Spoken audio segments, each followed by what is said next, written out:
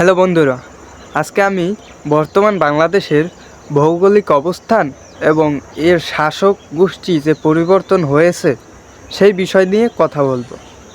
তো শুরু করি।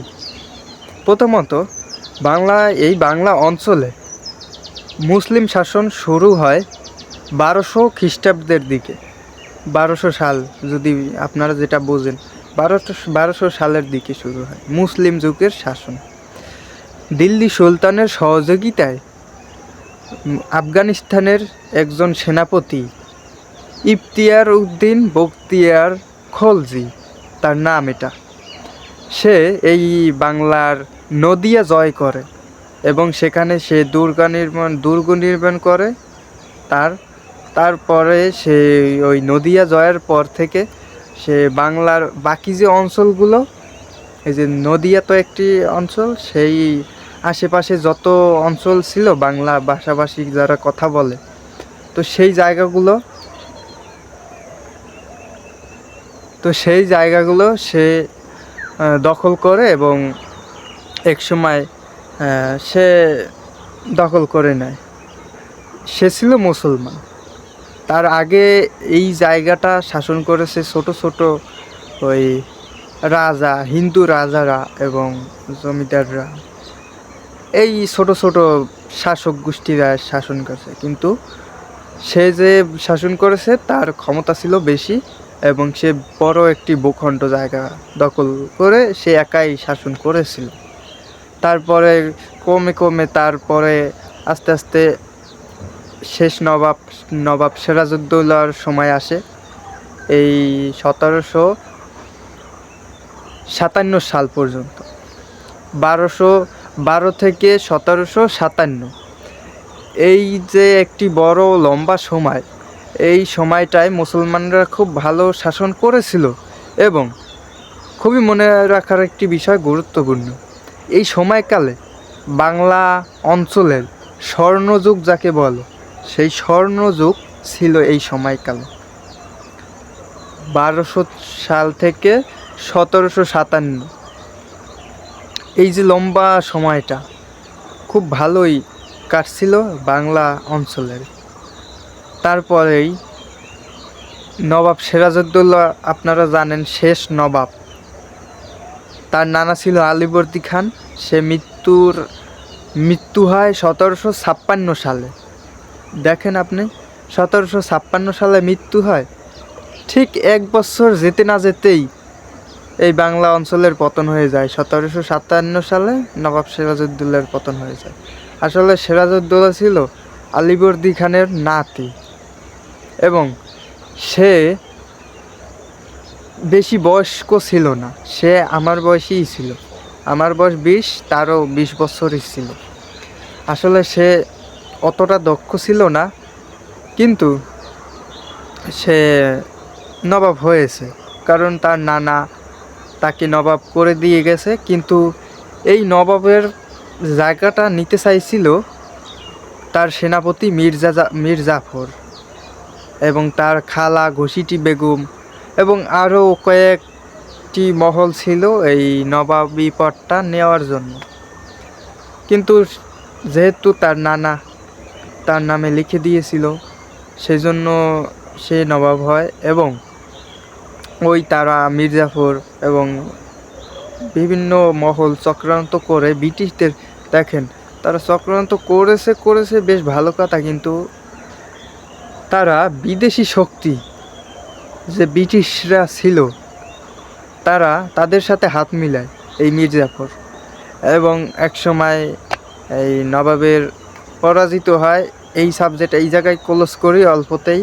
তো নবাবের পতন হয়, এরপরে ব্রিটিশরা শাসন করে। রবার্ট ক্লাইভ সে যুদ্ধ করে নবাবের বিপক্ষে এবং নবাবকে হারিয়ে দেয়, সে ক্ষমতা গ্রহণ করে। এরপরে সে আস্তে আস্তে কলে কৌশলে পুরো ক্ষমতা নিয়ে নেয় এবং পুরো ভারতবর্ষেই তার অধীনে চলে যায়, এই ব্রিটিশদের অধীনে চলে যায়।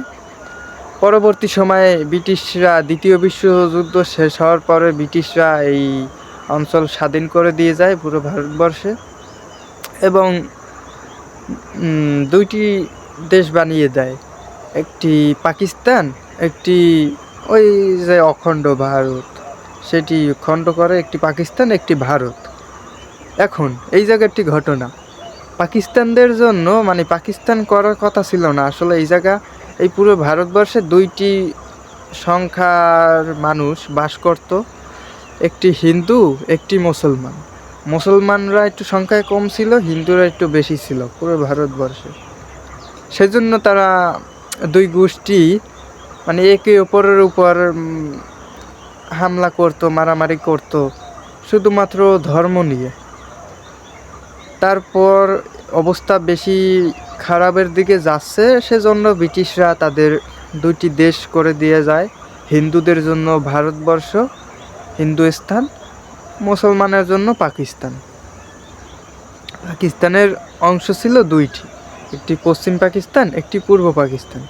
পশ্চিম পাকিস্তানে পাকিস্তানিরা থাকতো, আসলে মূল পাকিস্তানিরা।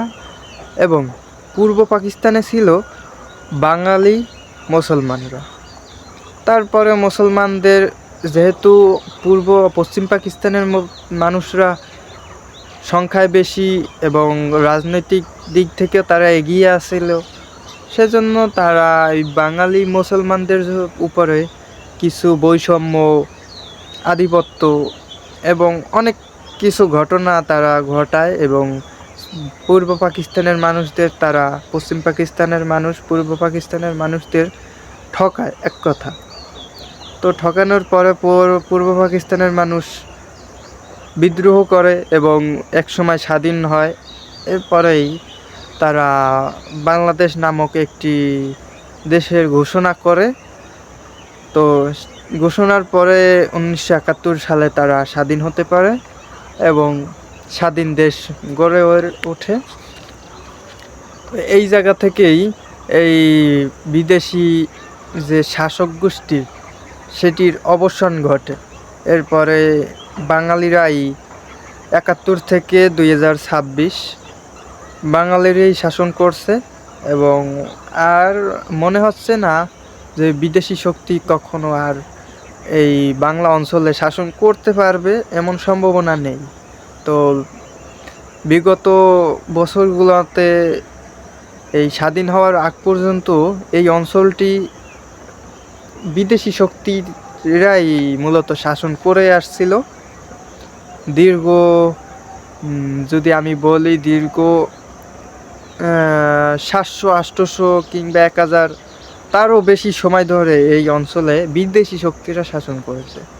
এরপরে আস্তে আস্তে এই যে স্বাধীনতা হলো, বাংলাদেশ নামক যখনই না রাষ্ট্রটা স্বাধীন হলো, এরপর থেকে তারা নিজেরা নিজেদের শাসন করে আসছে। আর সম্ভাবনা নাই ভবিষ্যতে বিদেশি শক্তিরা শাসন করবে। ধন্যবাদ সকলকে, আশা করি সবাই ভালো থাকবা।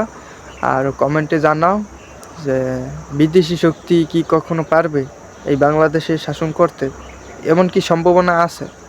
তো ধন্যবাদ সকলকে, থাকো সবাই।